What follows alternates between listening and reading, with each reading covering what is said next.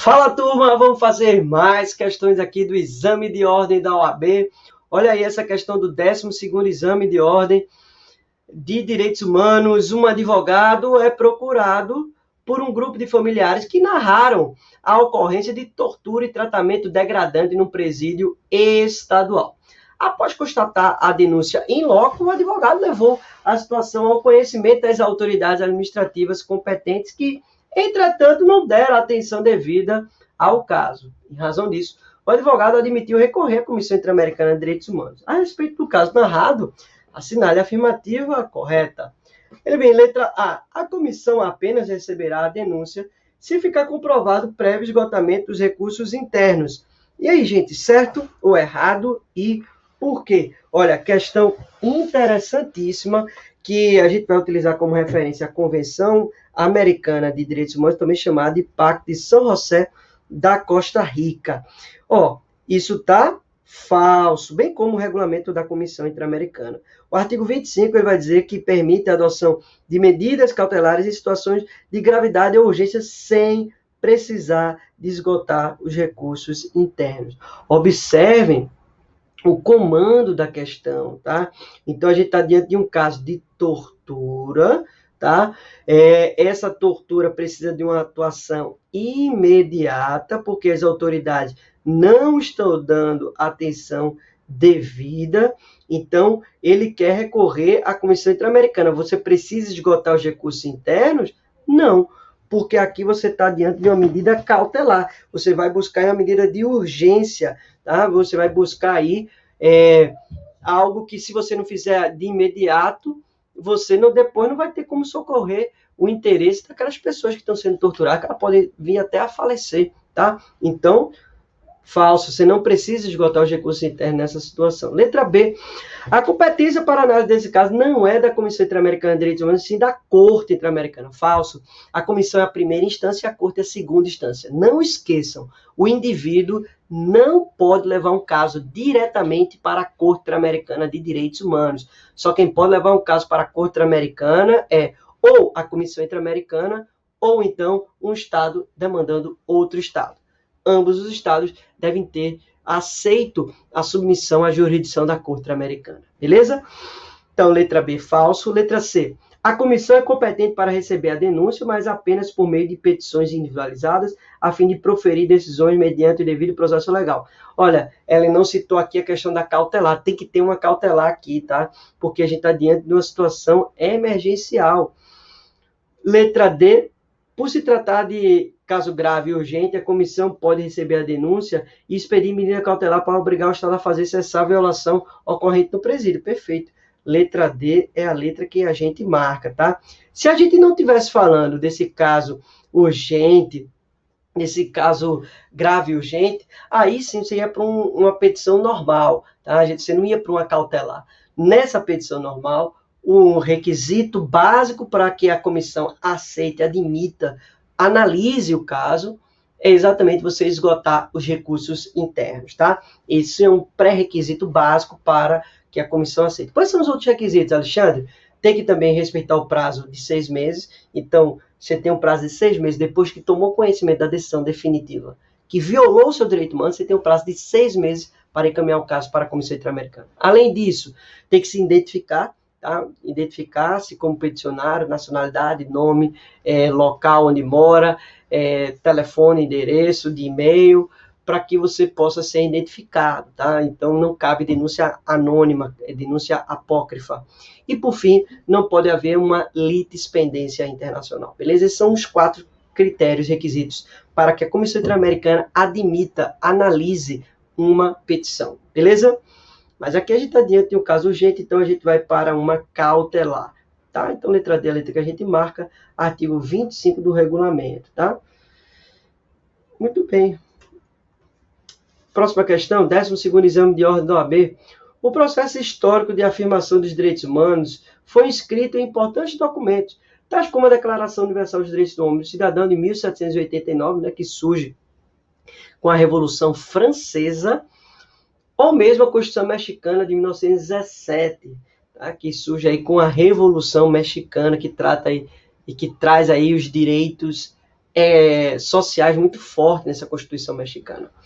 Desse processo é possível inferir que os direitos humanos são constituídos por, ao menos, duas dimensões interdependentes e indivisíveis. Então, quer saber aí, quais são essas duas dimensões ou duas gerações de direitos humanos, no mínimo, né, que são interdependentes e indivisíveis. Aí ele diz, letra A, direitos naturais e direitos positivos, falso.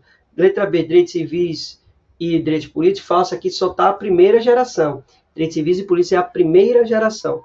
Letra C, direitos civis e polícia e direitos econômicos e sociais. Beleza, essa é a letra que a gente marca, tá? Ficaria mais correto se ele colocasse também os direitos culturais, tá? Direitos econômicos, sociais e culturais, que são os direitos de segunda geração. Letra D, direito público e direito privado. Não, tá? Então, quando a gente fala das gerações ou dimensões de direitos humanos, lembrem que a doutrina clássica do Karol Vazak vai trazer 3 gerações de direitos humanos, ou 3 dimensões desses direitos humanos. A primeira que trata dos direitos civis e políticos, a segunda dos direitos econômicos, sociais e culturais, e a terceira dos direitos difusos, coletivos, meta-individuais, tá? Não há consenso na doutrina sobre a existência de uma quarta, de uma quinta geração de direitos humanos. O Paulo Bonavides, ele traz aí essa previsão de uma quarta geração de direitos humanos, abordando aí essa questão do pluralismo, né, da democracia. O Norberto Bobbio, por sua vez, vai trazer aí como quarta geração de direitos humanos o direito à limitação das pesquisas médicas, a questão da bioética. O Paulo Bonavides vai falar dessa quinta geração de direitos humanos, que seria o direito à paz, né? Mas não há consenso na doutrina sobre essas quartas gerações, tá? Beleza. Então, letra C é a letra que a gente marca. Vamos lá para a próxima questão. 11º exame de ordem da OAB, ele diz aí, após interpor uma denúncia por violação de direitos humanos contra um Estado membro da Organização dos Estados Americanos, o cidadão X espera que, dentre outras possibilidades, a Comissão Interamericana de Direitos Humanos recomende, aí vem, letra A, o pagamento de indenização por danos materiais e morais ao cidadão X, mas não poderá recomendar a introdução de mudanças em seu ordenamento jurídico. Olha, isso está falso. Pode sim, a Comissão Interamericana de Direitos Humanos, está lá no artigo 41b, tá? Ela pode sim tratar dessa recomendação de mudança do seu ordenamento jurídico, como, por exemplo, foi no caso Maria da Penha. O caso Maria da Penha foi para a Comissão Interamericana, chegando lá na Comissão Interamericana, o Estado brasileiro não deu respostas suficientes, então a Comissão Interamericana elaborou um relatório público com várias recomendações. Nesse relatório, também chamado de informe público, a comissão recomendou alterações na lei brasileira para proteger a mulher no ambiente doméstico e familiar. Com base nessas recomendações, os movimentos das mulheres pautaram o Congresso Nacional e foi criada, então, a Lei Maria da Penha. Tudo bem? Então, falso, pode sim recomendar essa introdução de mudança do ordenamento jurídico, tá? Bem como também de indenização por danos materiais e morais. Letra B. A suspensão imediata dos atos que causam violação de direitos humanos, mas não pode exigir que X receba indenização pecuniária pelos danos sofridos. Falso. Pode sim formular recomendações nesse sentido, garantindo aí essa indenização pecuniária, tá? A convenção, então, ela não vai limitar o conteúdo que pode ser abordado na recomendação, tá? Isso é o que dispõe o artigo 41b da Convenção Americana de Direitos Humanos, beleza? Letra C, a introdução de mudanças no ordenamento jurídico, podendo cumular tal ato com outras medidas, tais como reparação do dano sofrido por X, perfeito. Letra C é a letra que a gente marca. Aqui, a canetinha, beleza. Letra C. Letra D, a investigação e a punição dos responsáveis pela violação, mas não poderá tentar uma solução amistosa com o Estado. Uma vez que protocolada a denúncia, ela deverá ser investigada e, caso comprovada, a punição será necessariamente imposta pela comissão. Falso. a Comissão Interamericana, no artigo a Comissão Interamericana ela vai fazer sim essa solução amistosa. O artigo 48.1f do Pacto de São José da Costa Rica possibilita expressamente essa negociação, né, essa solução amistosa, a busca dessa solução amistosa entre as partes, tá? Lembre-se que essa Comissão Interamericana, que essa primeira instância, ela tem basicamente essa função mesmo, né, de ser esse mediador de conflitos, tá? Então, fazendo então essas soluções amistosas. Tá? Então, letra D, falso, com base no artigo 48.1f do Pacto de São José da Costa Rica, Convenção Americana de Direitos Humanos. Próxima questão, 11º exame de ordem da OAB. Em 11 de abril de 2011, passou a vigorar na França uma lei que proíbe o uso nos espaços públicos da burca e do niqab, véus que cobrem totalmente os rostos das mulheres e que, para algumas correntes da cultura muçulmana, são de uso obrigatório. Essa situação se insere no polêmico debate acerca da universalidade ou da relatividade cultural dos direitos humanos. Em relação a esse debate, assinale a afirmativa correta. Letra A. Os defensores do relativismo cultural são a favor da lei, uma vez que ela, ao proibir o uso da burca e do niqab, permite a livre manifestação de todas as religiões. E aí, gente, certo ou errado? Olha, tá falso. Vê só. Os universalistas, o que é que eles vão defender? Eles vão defender que se aplique uma mesma regra para todo mundo, tá? Então, uma mesma regra cultural, moral, para todas as pessoas em todos os países do mundo. Essa é a defesa dos universalistas, tá? Então, eles vão levar em consideração a proteção do indivíduo em detrimento dessa questão da coletividade, beleza? Essa é a perspectiva do universalismo. Já no relativismo cultural, vai se dar uma atenção, um enfoque maior na coletividade. Vai se preferir proteger os valores culturais, aquela cultura, aquela coletividade, em detrimento da vontade do indivíduo, tá? Então, é uma ideia inversa. Pelo relativismo cultural, você deve respeitar a autodeterminação dos povos, deve-se respeitar a vontade de cada povo, a cultura de cada povo, não podendo haver essa regra única, moral, legal, para todos os indivíduos, para todos os países do mundo, tá? Então, os relativistas vão dizer, opa, calma, respeite cada país, respeite a cultura de cada país, beleza? Então, há uma diferença entre os dois. No caso concreto, como é que a gente aplica o entendimento de cada um? Olha, os universalistas vão ser a favor dessa lei, né? Porque eles vão ter essa ideia de um mesmo padrão cultural, moral para todo mundo, entendendo que não poderia se usar essa véu, a burca e niqab, porque isso violaria a liberdade de expressão da mulher, tá?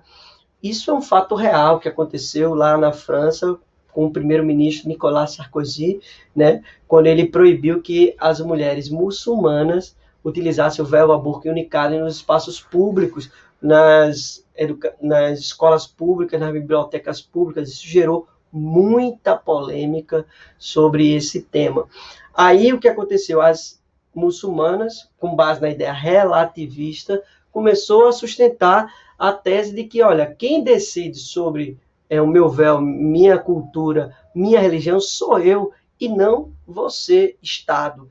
Então, os defensores do relativismo vão ser contra essa lei. Os defensores do universalismo vão ser a favor da lei, com base na ideia de que a mulher não pode ser violada na sua liberdade de expressão. Beleza? Então, letra A, falso, porque os defensores do relativismo, eles vão ser contra a lei. Quem é a favor da lei são os universalistas. Letra B. Os defensores da universalidade dos direitos humanos são a favor da lei. Beleza. Com o argumento de que todas as culturas devem preservar a igualdade entre os sexos e a burca e o niqab são instrumentos de opressão da mulher. Perfeito. É essa letra que a gente marca, tá? Letra C. Os defensores do relativismo cultural são contra a lei. Beleza. Porque ela viola o princípio básico de que os direitos humanos se aplicam igualmente a todas as culturas. Aí ficou falso, né? Essa é uma tese universalista, né? De aplicar a mesma cultura para todo mundo. Isso é uma tese universalista e não relativista. Então, a fundamentação aqui ficou falsa. Então, falsa a letra C. Letra D, os defensores da universalidade dos direitos humanos são contra a lei. Falso, são a favor da lei. Então, está aí a fundamentação. Para a próxima questão.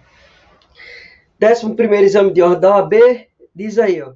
Ninguém poderá ser detido, preso ou despojado dos seus bens, costumes e liberdades, senão em virtude de julgamento de seus pares, segundo as leis do país. O texto transcrito é um trecho da Magna Carta, proclamada na Inglaterra no ano de 1215, século XIII. Né? Esse importante documento é apontado como marco na afirmação histórica dos direitos humanos, dentre outras razões, por quê? Olha, esse documento foi elaborado pelo rei da Inglaterra, o João Sem Terra, tá? Ele foi obrigado a assinar esse documento porque ele começou a praticar atos contrários aos interesses dos nobres e contrários aos interesses do clero. Então, o clero e os nobres se juntaram para obrigar com que o rei João Sem Terra assinasse essa Magna Carta Libertatum. Esse documento ele se tornou histórico porque foi a primeira vez na história da humanidade em que um rei ele limitou os seus próprios poderes, tá? Isso lá no século XIII, tá? Criando então o devido processo legal em inglês, o due process of law, né? Então o rei João Sem Terra, ao limitar os seus próprios poderes, ao dizer que ele também tinha que respeitar a lei que ele mesmo fez, elaborou, então ele cria a partir disso esse princípio da legalidade, respeitar a legalidade do devido processo legal, tá? Então, vamos ver aí, ó, letra A, consolida os direitos civis e políticos, os direitos econômicos e sociais? Não. Esse documento é da primeira geração dos direitos humanos, ele trata somente de direitos civis e políticos, ele não trata de direitos econômicos e sociais. Esses direitos econômicos e sociais são direitos de segunda geração, surge ali no pós-Primeira Guerra Mundial, tá? Então, falso aí a letra A. Letra B é a origem daquilo que na modernidade ficou conhecido como devido processo legal. Perfeito. É a letra que a gente marca, a letra B de bola. Em inglês, o due process of law. Letra C representa o marco jurídico político que estabeleceu a nova ordem social na Inglaterra, tendo sido respeitado por todos os governos seguintes. Não houve esse respeito por todos os governos seguintes e não estabeleceu a nova ordem social. O que poderia a gente estabelecer como nova ordem social foi o Bill of Rights do século XVII, lá da Inglaterra, não a Magna Carta Libertatum. O Bill of Rights do século XVII, da Inglaterra, sim, estabeleceu uma nova ordem social que foi respeitada até hoje. Está implementada como direito consuetudinário o Bill of Rights lá na Inglaterra, tá? Não a Magna Carta Libertatum. Letra D, instituiu e oficializa o direito ao habeas corpus. Não, o habeas corpus ele foi instituído pelo Habeas Corpus Act em 1679, tá? Então, falso, a letra D de dado. Aí a fundamentação. Vamos para a nossa próxima questão, 10º exame de ordem da OAB. Sobre as denúncias e o sistema de responsabilização por violação de direitos humanos perante a Comissão Interamericana de Direitos Humanos, assinale a afirmativa correta. Ele vem aí na letra A. A comissão poderá responsabilizar tanto o Estado como as pessoas naturais e jurídicas de direito público ou privado que cometeram a violação solidariamente. E aí, gente, certo ou errado e por quê? Olha, isso está falso, com base no artigo 44 da Convenção Americana de Direitos Humanos. Olha, somente os estados podem ser responsabilizados pela Comissão e pela Corte Interamericana de Direitos Humanos. O indivíduo, não. O indivíduo não vai ser responsabilizado. Alexandre, o indivíduo ele pode ser responsabilizado por algum órgão internacional? Pode, pelo TPI, por exemplo, o Tribunal Penal Internacional que o Brasil se submeteu à sua jurisdição. Então, o indivíduo pode ser processado e julgado por um organismo internacional como o TPI, o Tribunal Penal Internacional. Mas no caso aqui da Comissão e da Corte Americana, ela vai processar e julgar estados, conforme estabelece a Convenção Americana de Direitos Humanos, tá bom? Então, falso aqui a letra A, porque nem empresas, nem pessoas físicas podem ser processadas e julgadas solidariamente pela comissão. Letra B, a comissão não possui competência para responsabilizar pessoas naturais, podendo apenas determinar a responsabilidade das pessoas jurídicas, direito público ou direito privado cometerem violação. Falso também, só pode processar e julgar os estados, ou seja, os países, a pessoa jurídica de direito público, pessoa jurídica de direito público que pode ser processada e julgada. Então, letra B, falso também. Letra C, a comissão poderá responsabilizar tanto o Estado como as pessoas naturais e jurídicas. Falso. Direito público ou privado. Falso. Que cometerem a violação. Nesse caso, a responsabilidade do Estado será subsidiária. Falso. Letra D, a comissão não possui competência para atribuir responsabilidades individuais, podendo apenas determinar a responsabilidade internacional de um Estado membro da OEA. Perfeito. É o que a gente marca aqui. Letra D é a letra correta, com base aí no artigo 44 da Convenção Americana de Direitos Humanos. Beleza? Tá aí a fundamentação. Vamos para a nossa próxima questão.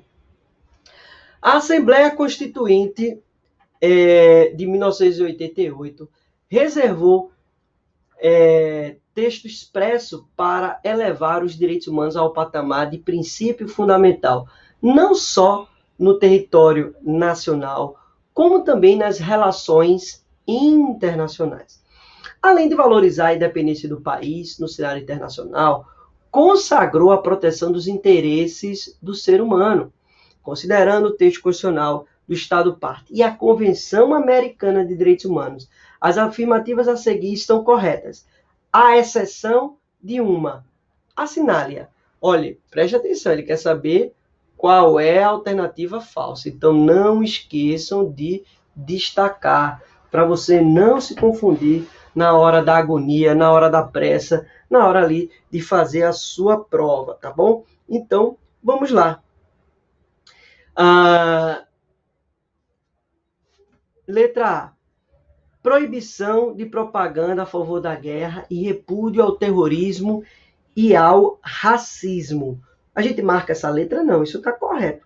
A proibição de propaganda a favor da guerra está lá prevista, disposta no artigo 13.5 da Convenção Americana de Direitos Humanos, e o repúdio ao terrorismo e ao racismo está lá no artigo 4º, inciso 8º da nossa Constituição Federal. Lembrando que o crime de racismo é inafiançável e imprescritível, e que o STF equiparou o crime de injúria racial ao crime de racismo para fins da aplicabilidade dessa imprescritibilidade e dessa previsão de não ser passível de fiança, tá? Então, cuidado aí com esses detalhes. Então, letra A está correto, a gente não marca porque ele quer saber a falsa. Letra B. Proteção judicial mesmo quando a violação de direitos fundamentais for cometida por pessoa atuando em função oficial. Isso também está correto. Está lá no artigo 25.1 da Convenção Americana de Direitos Humanos, que vai assegurar esse tipo de proteção judicial, tá? Então, correto, a gente não marca. Letra C. Direito de retificação ou de resposta, que eximirão das outras responsabilidades legais. Olha, isso está falso. Esse direito de retificação ou resposta está previsto realmente no artigo 14 da Convenção Americana de Direitos Humanos.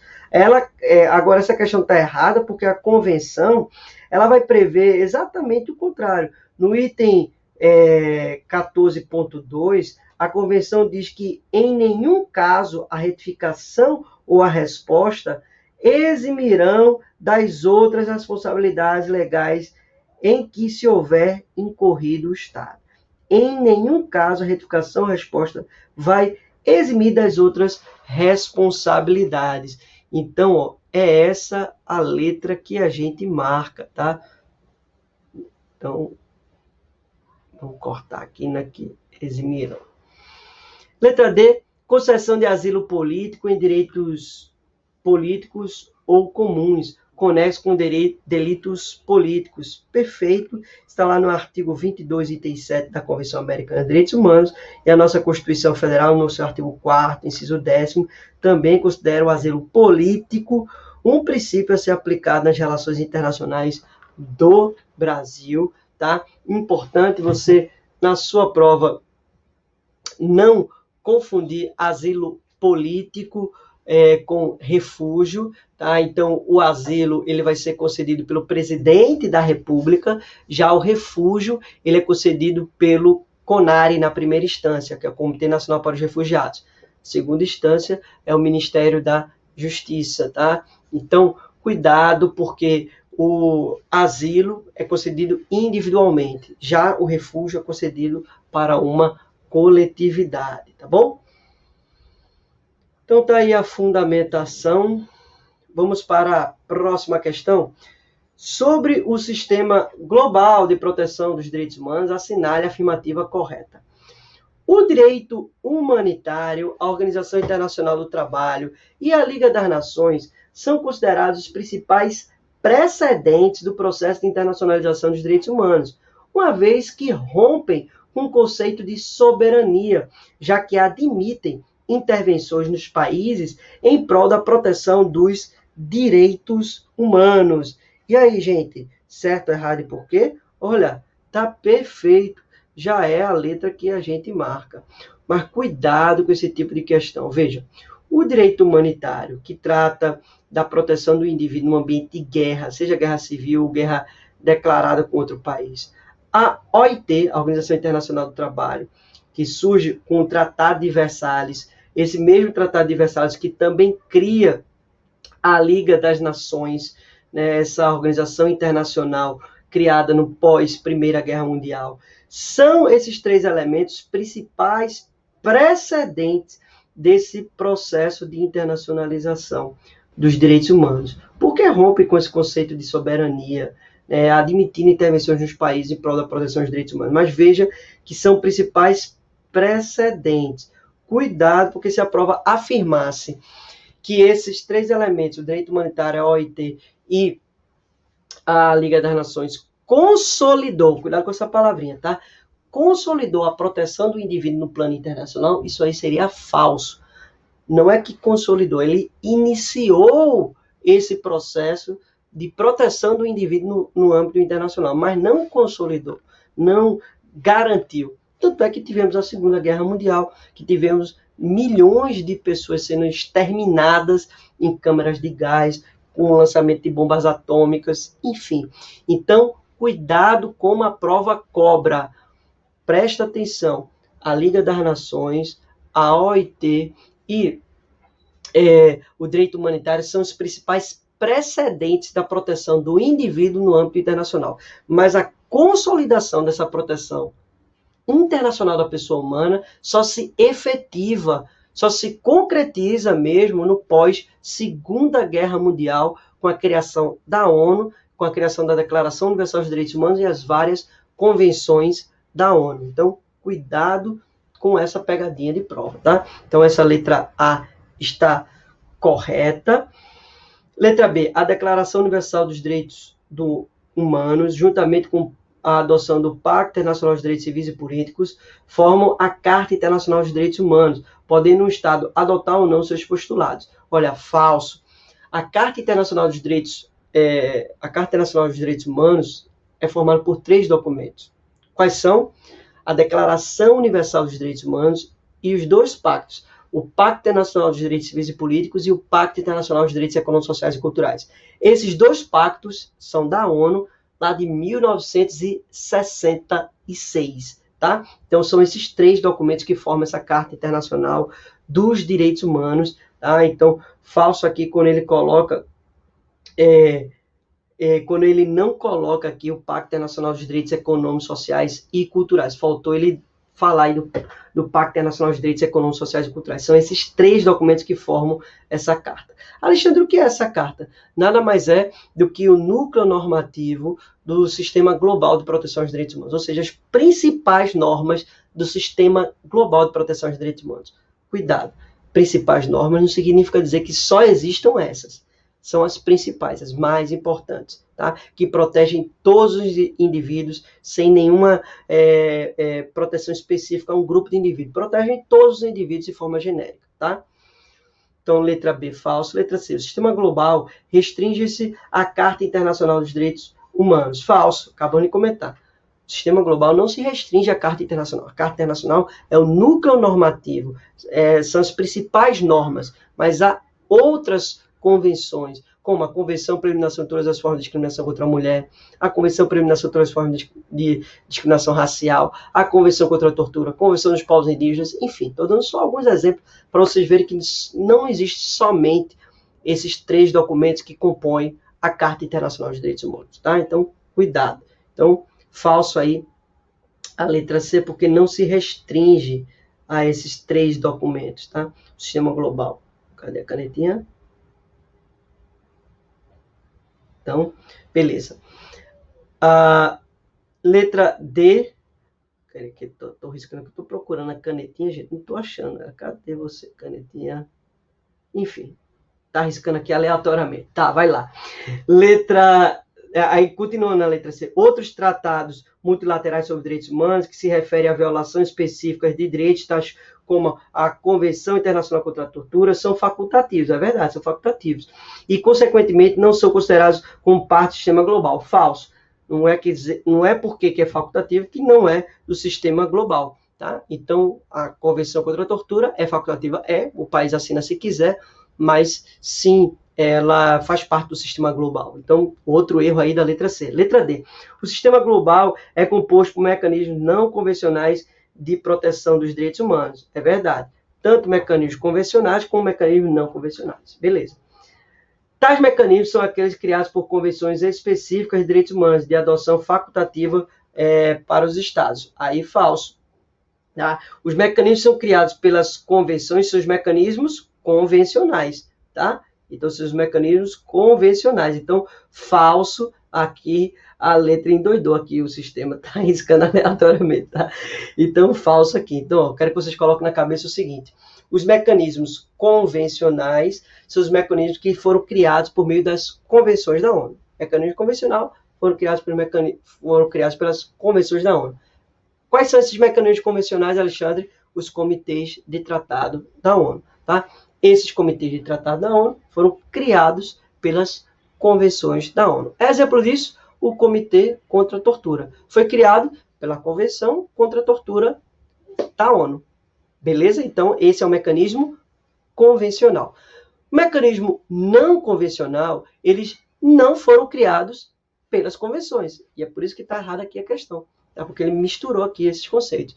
O mecanismo não convencional é criado ali por uma resolução da Assembleia Geral das Nações Unidas. Alexandre, exemplo de mecanismo não convencional. Os relatores da ONU, tá? Os relatores da ONU são mecanismos não convencionais, tá? Eles são experts independentes que vão analisar ali os casos de violações de direitos humanos. Beleza? Então, falso aqui, essa letra D. Ficou bem riscado aqui, tá? Peço desculpa que deu um panezinho aqui no sistema, tá? Então, tá aí toda a nossa fundamentação sobre esses temas, tá bom?